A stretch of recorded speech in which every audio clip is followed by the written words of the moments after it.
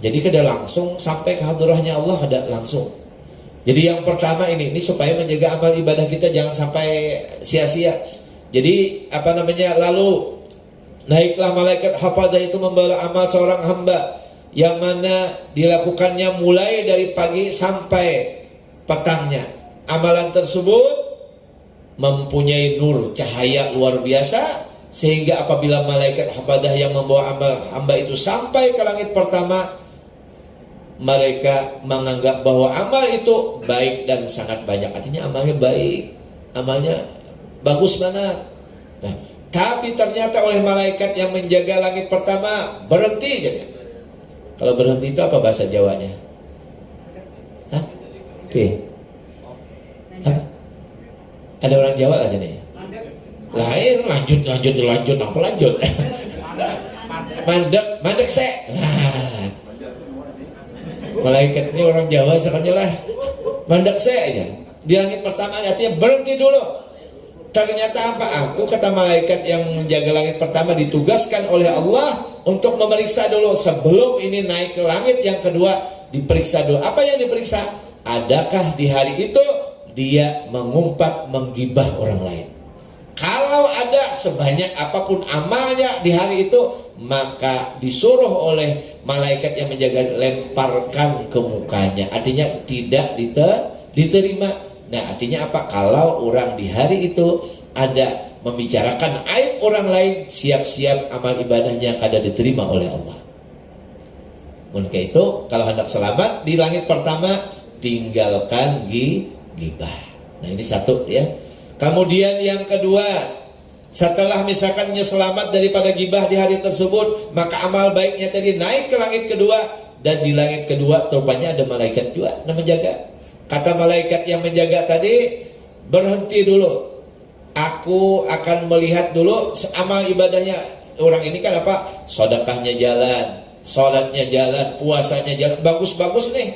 Disangka udah bagus saja, ternyata aku, kata malaikat yang satu, disuruh oleh Allah Ta'ala untuk memeriksa apakah dia ada mempunyai sifat sombong di hari ini. Nah, menganggap orang lain lebih rendah, adakah merasa diri dia lebih mulia dari orang lain, adakah?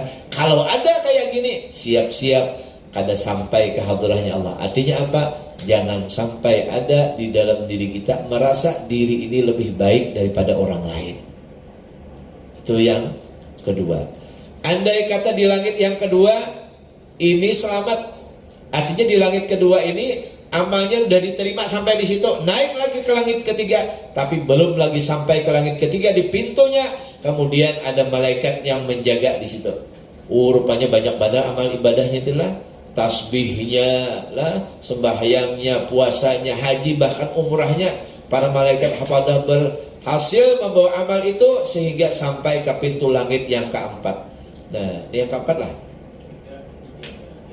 Kedua tadi apa? Mohon maaf. Nah, yang kedua tertinggal. Yang kedua ini mohon maaf ya.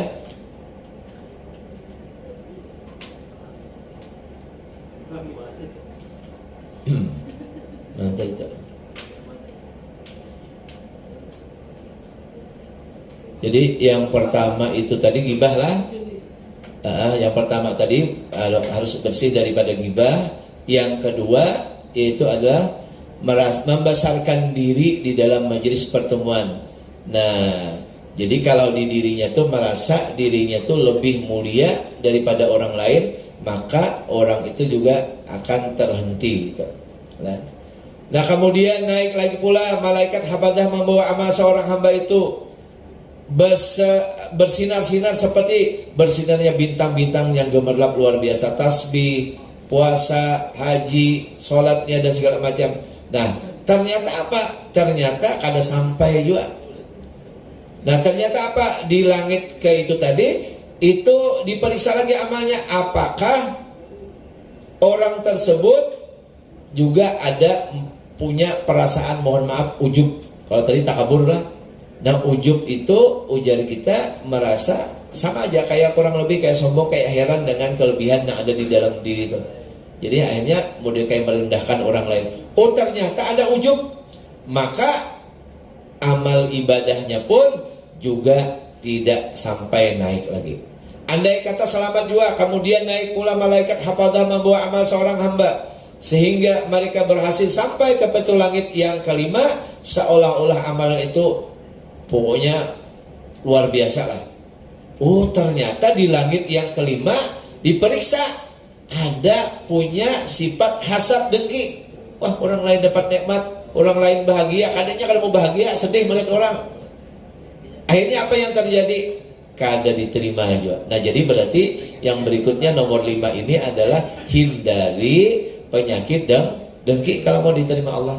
Kemudian yang keenam, naik lagi, kalau misalkan selamat di pintu yang kelima ini, naik yang keenam, ternyata ada malaikat yang memeriksa. Diperiksa apa?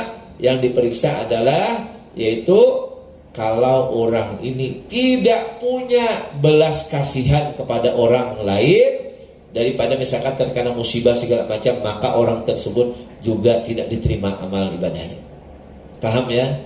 Jadi sifat empati kepada orang lain itu penting banget. Penting. Walaupun mohon maaf, di kan saudara kita di Palestina ya, Palestina di sama Israel nih, mau dibom macam-macam segala macam. Nah, mungkin kita kada bisa berperang ke sana, minimal kita mendoakan mudah-mudahan mereka diberi kesabaran, mudah-mudahan Allah menolong mereka dan segala macam. Minimal doa kita, minimal kita mendoakan mereka. Kemudian andai kata kita punya kasih sayang kepada makhluk Allah Ta'ala, naik lagi sampai ke langit ke-7. Kemudian naik pula malaikat hafadzah membawa amal seorang hamba. Amal itu ialah sholat, puasa, nafkah, jihad, dan wara.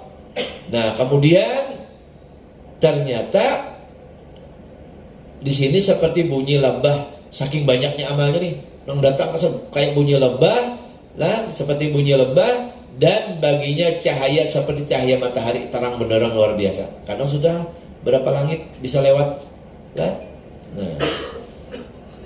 Nah, dan naiklah bersama dengan amal itu 3.000 malaikat. Jadi 3.000 pula mendampingi karena udah langit ke-7 nih.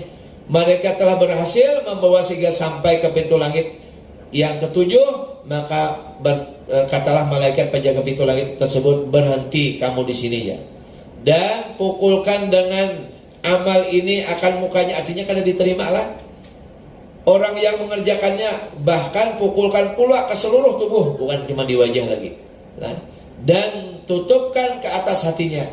Akulah malaikat dzikir.